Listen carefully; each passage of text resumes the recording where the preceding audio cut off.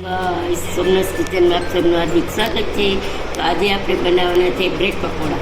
તો આજે વિડીયો કોઈ ઉતારવાવાળું નહોતું તો મેં થોડીક પ્રિપરેશન કરી લીધી છે. તો મેં અહીંયા માવો જો બટેટા બાફી લીધા છે, 5 નંગ બટેટા બાફ્યા છે, અને જે આપણે બટેટાનું બનાવીને બટેટાવાળાનો એ જ માવો મેં બનાવ્યો છે.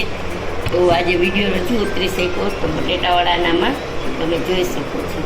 તો હવે આપણે અહીંયા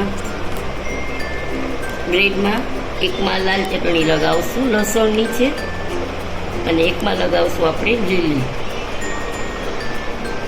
અને મેં ચણાના લોટનું બેટર પણ હવેલું પલાળી દીધું છે, કારણ કે આજે રોહનભાઈ થોડાક કામે ગયા હતા તો વિડીયો ઉતારવાવાળું કોઈ હતું નહીં, તો થોડોક વિડીયો મિસ થઈ ગયો છે. તો હું તમને કહી દઈશ કે કેવી રીતે કરવાનું છે.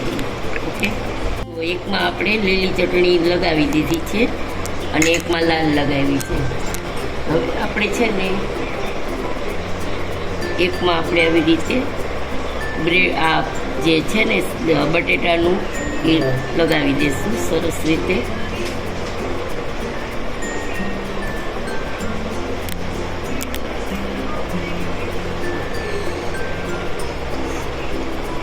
અને એકદમ પ્રેસ કરી દઈશું એટલે સરસ થઈ જશે. હવે આપણે આ બ્રેડ છે એને ઉપર આપણે પ્રેસ કરી દઈશું, અને આવી રીતે ક્રોસમાં કાપવો હોય તો આપણે ક્રોસમાં આમ કાપી શકો, અને આમ કરીને આમ ચોરસ કરો તો નાના નાના પીસ થશે.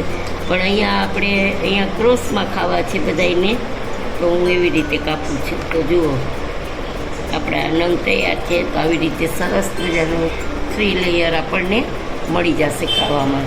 તો ચાલો આપણે અહીંયા ગાઈઝ મેં અહીંયા ચણાના લોટનું બેટર તૈયાર કરી લીધું છે. એમાં નિમક નાખ્યું છે અને હળદર નાખી છે. હવે એને મેં આપણે જે ભજીયા બનાવીને એ જ રીતનું આપણે રીબીન પડે એવું જ આપણે બેટર રાખવાનું છે. તો આપણું આ બેટર તૈયાર છે. મેં 5-10 મિનિટ પહેલાં જ કરી લીધું છે. તો હવે આપણે અહીંયા તેલ મૂકી દઈશું. તો અહીંયા તળવા માટે મેં ઓઇલ મૂકી દીધું છે. તો હવે આપણે ગરમ થાય એની વાટ જોવાની છે. તો જો ગાઈસ આપણે ઓઇલ આવી ગયું છે સરસ. તો હવે આપણે આમાં ડીપ કરશું અને પછી તળી લઈશું.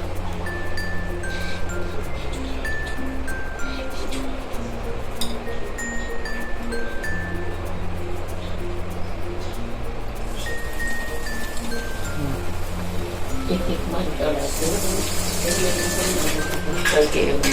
મોટા છે ને.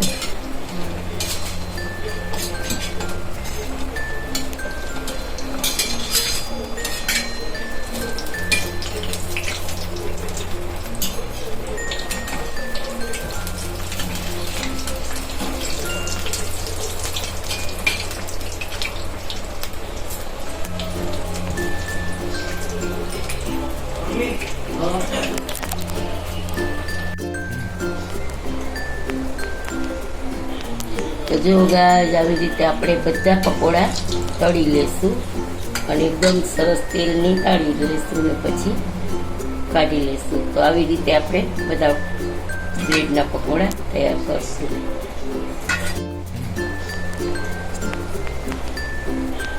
તો જો ગાઈસ આવી રીતે આપણે બધા પકોડા તળી લેશું અને એકદમ સરસ તેલ નીકાળી લઈશું અને પછી કાઢી લઈશું. તો આવી રીતે આપણે બધા બ્રેડના પકોડા તૈયાર કરશું.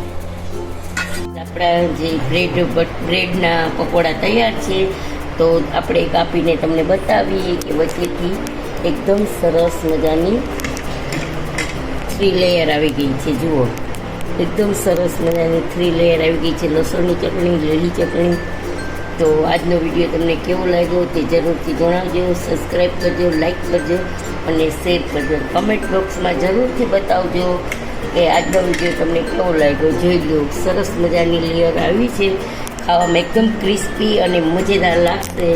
તો તમે જરૂરથી બનાવજો અને ટ્રાય કરજો.